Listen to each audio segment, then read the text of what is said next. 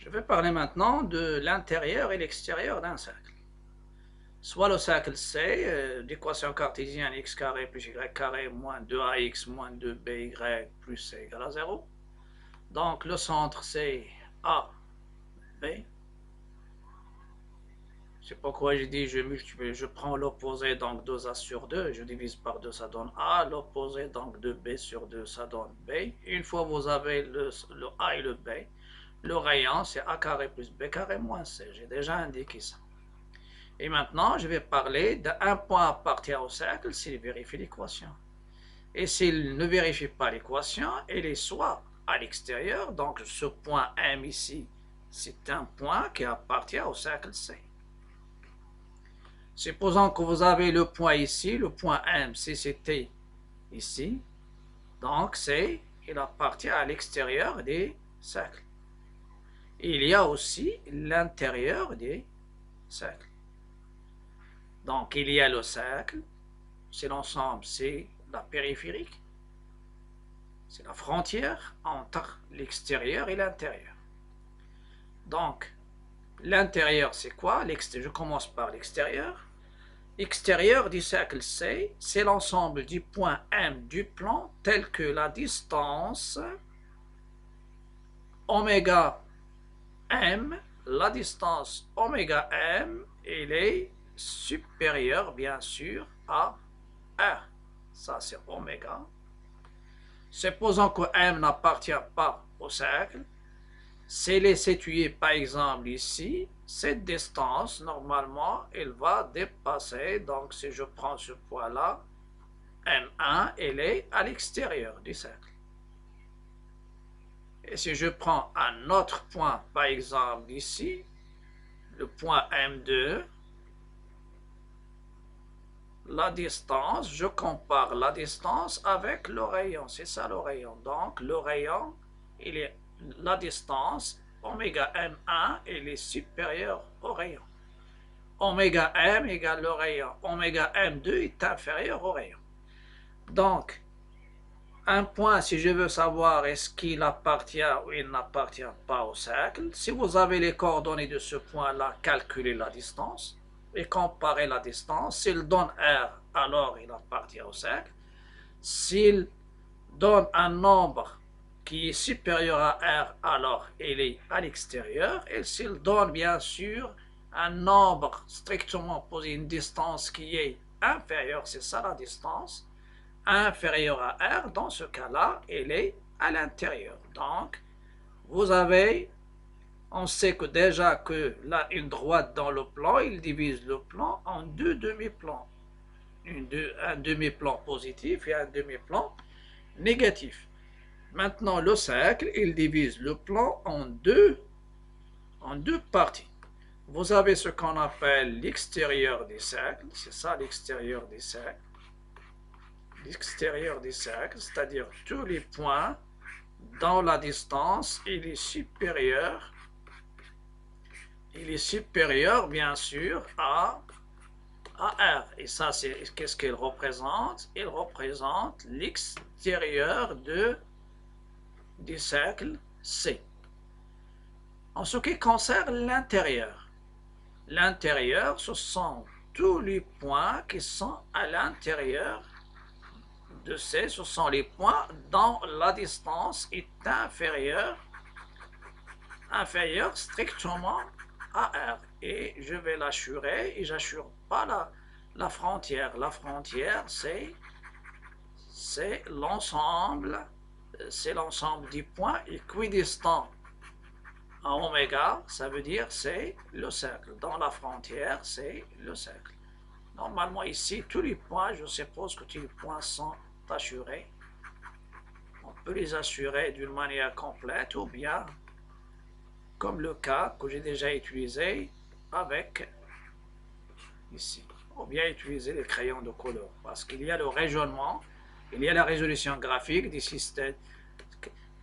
Si vous avez un cercle, si on vous demande quel est l'ensemble du point C tel que m de coordonnées x, y, tel que l'équation est strictement supérieure à 0, donc c'est l'extérieur du cercle, vous pouvez l'assurer. S'il est égal, c'est le cercle, et s'il est inférieur strictement à 0, c'est ce qui est assuré maintenant en jaune, c'est l'intérieur des cercles. Donc, l'intérieur des cercles, c'est quoi? C'est l'ensemble des points M du plan. Si vous avez ce point, si vous avez oméga et M, normalement, le centre, il faut qu'il soit connu, le rayon aussi. Si vous avez les coordonnées du point, vous calculez la distance avec l'expression de la distance. S'il est inférieur à R, alors il appartient à l'intérieur des cercles que j'ai déjà noté, inter, un INT, intérieur des cercles. Donc M de coordonnées x, y appartient à l'intérieur des cercles si et seulement si lorsque je remplace les coordonnées de ce point M dans l'équation de cercle, je trouve un réel qui est négatif. Si je trouve un réel positif, ça veut dire qu'il est égal à l'extérieur et appartient à l'extérieur. Si je trouve un réel nul, c'est-à-dire 0, dans ce cas-là, appartient au cercle. Et je veux donner un exemple. On donne le cercle C d'équation x carré plus y carré moins x plus y moins 2 égale à 0 et les points A, B, C. Et je vous demande de préciser la position relative de chaque point par rapport à C. Dans ce cas-là, ce n'est pas la peine de chercher le centre et le rayon. Normalement, je commence par le point A de coordonnées 1, 1. C'est un point, c'est-à-dire au lieu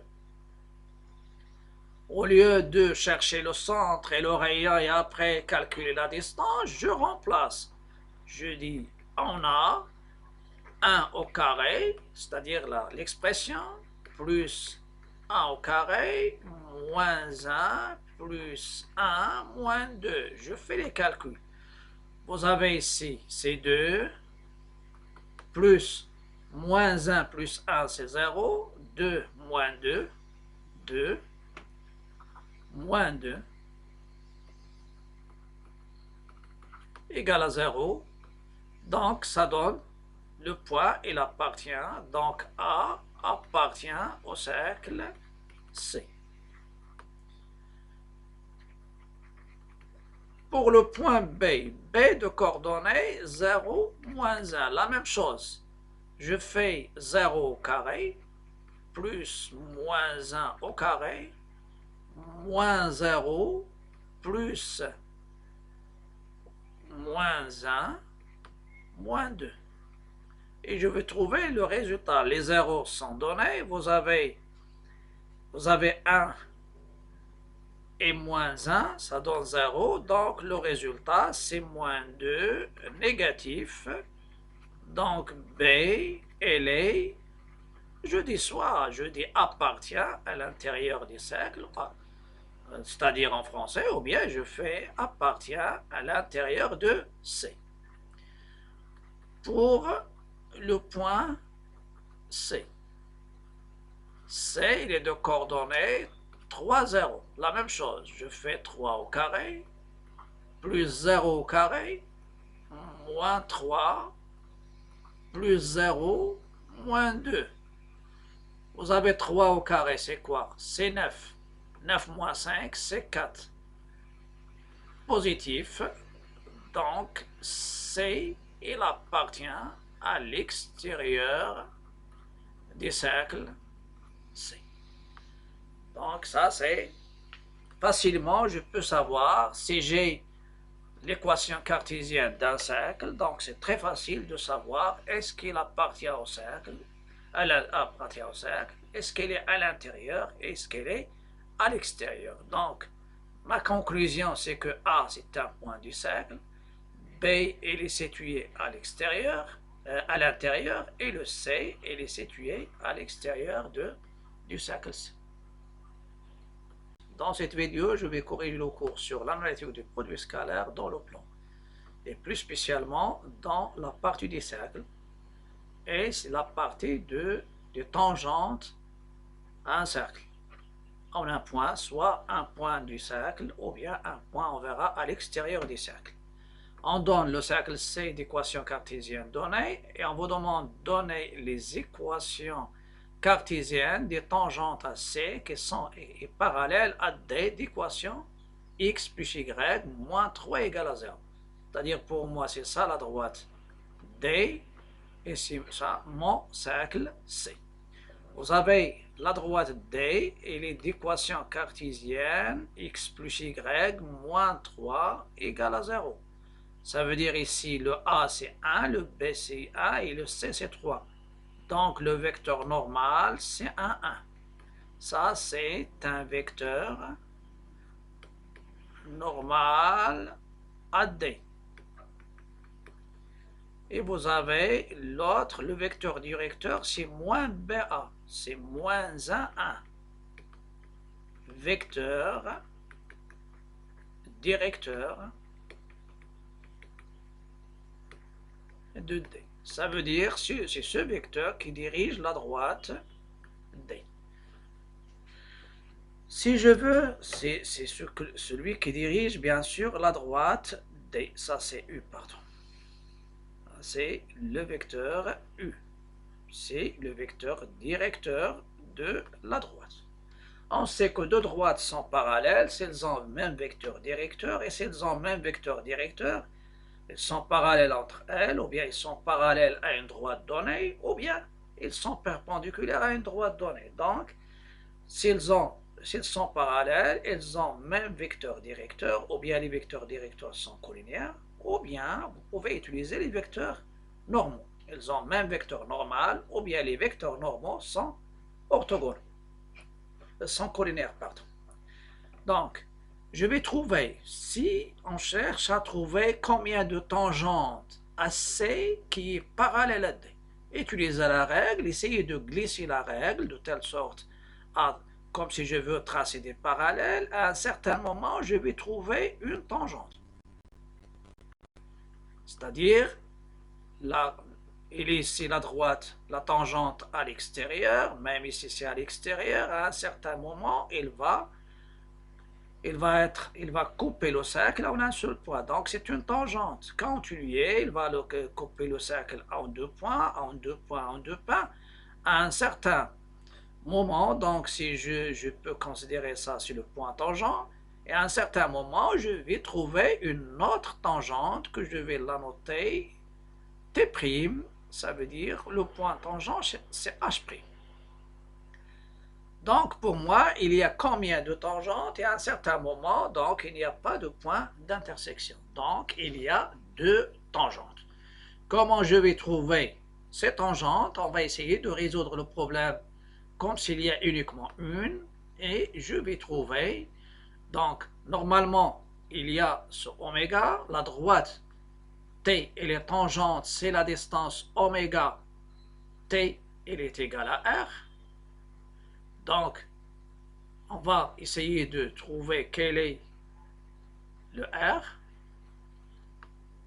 La distance oméga T, on a une expression de la distance d'un point à une droite. Donc, pour nous, on va chercher, on va poser quelle est cette tangente. Donc, soit T, voilà, soit T d'équation AX plus BY plus C. La tangente, je vais résoudre le problème avec une seule. Et ça va nous donner deux. La tangente à C qui est parallèle à la droite D d'équation x plus y, je pense, ou bien moins y, x plus y, moins 3 égale à 0. Donc, T et D ont le même vecteur directeur ou bien normal. De préférence, je prends normal. Ce vecteur normal, c'est quoi? C'est 1, 1. Ça va vous donner A égale à 1 et B égale à 1. D'où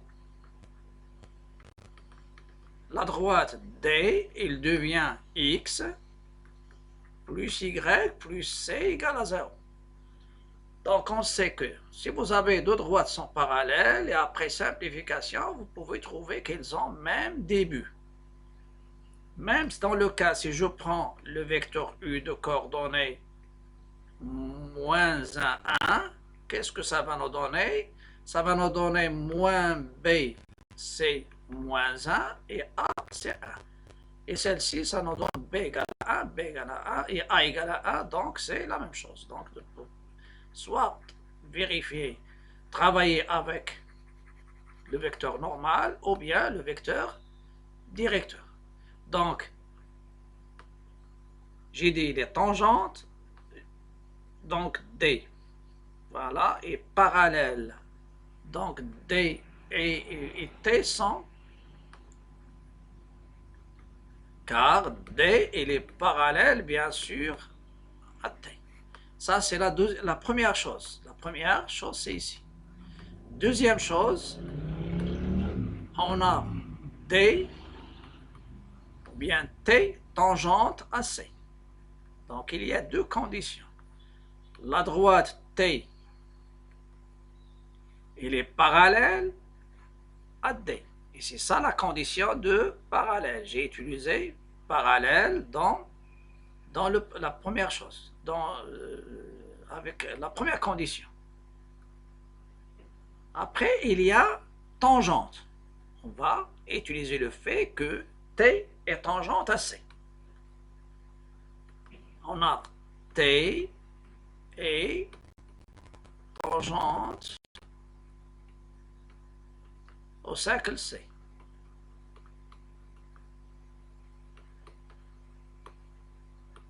Donc la distance qui sépare le centre à la tangente, il est égal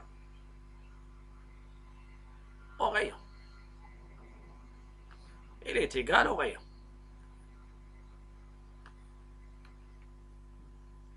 La distance, voilà, elle est égale au rayon. Dans ce cas-là, qu'est-ce qu'il nous faut?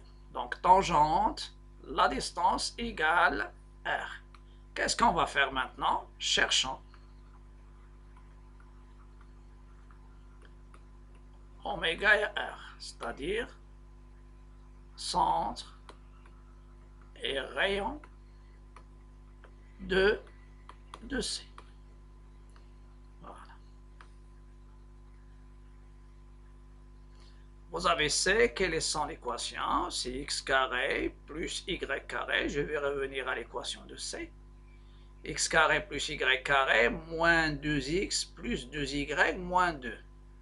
Moins 2x moins 2 égale à 0. Toujours, on doit s'assurer.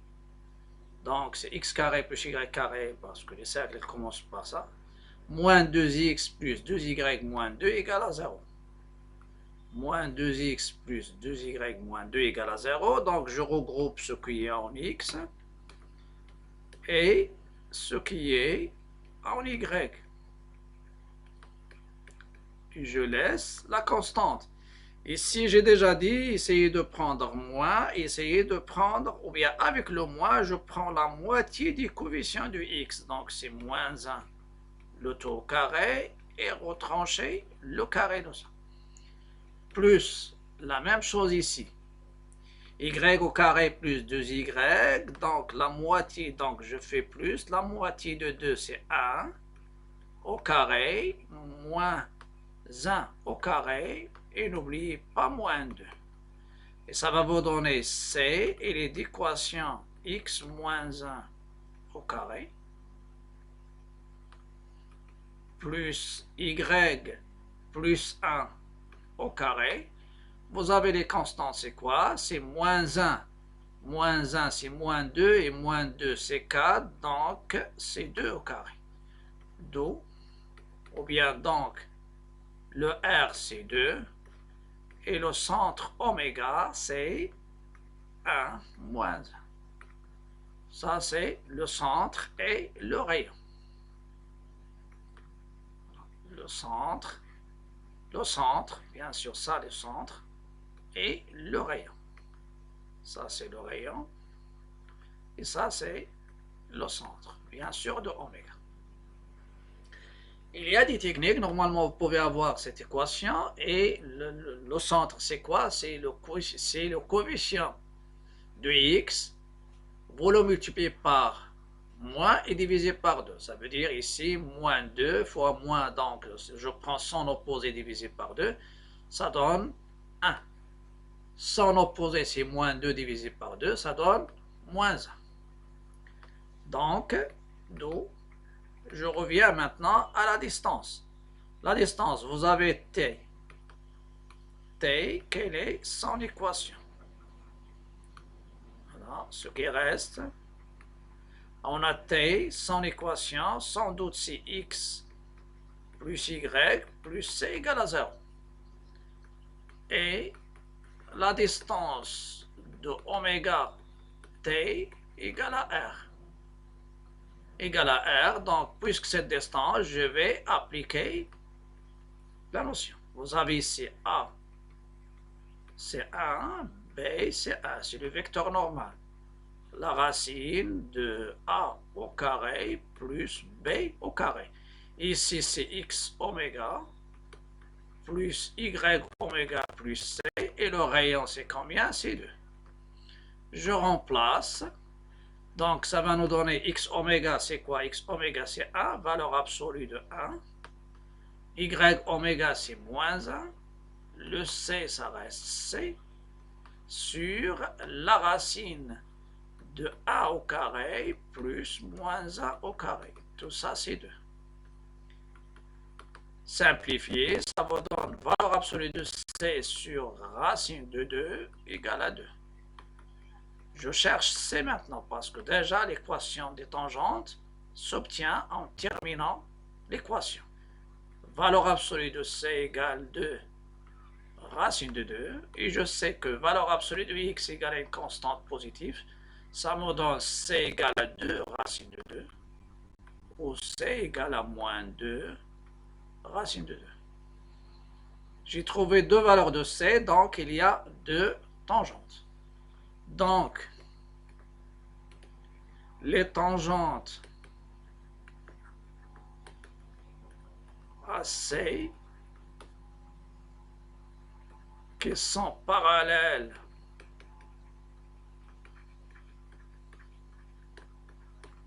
à D d'équation x plus y moins 3 égale à 0 sont, je prends la première t et la deuxième, je prends t'. T c'est quoi? C'est x plus y. T' c'est aussi x plus y. Il diffère de c. Voilà. Et l'autre c'est moins 2 racine de 2. Supposons qu'on vous demande de trouver les points tangents h et h'.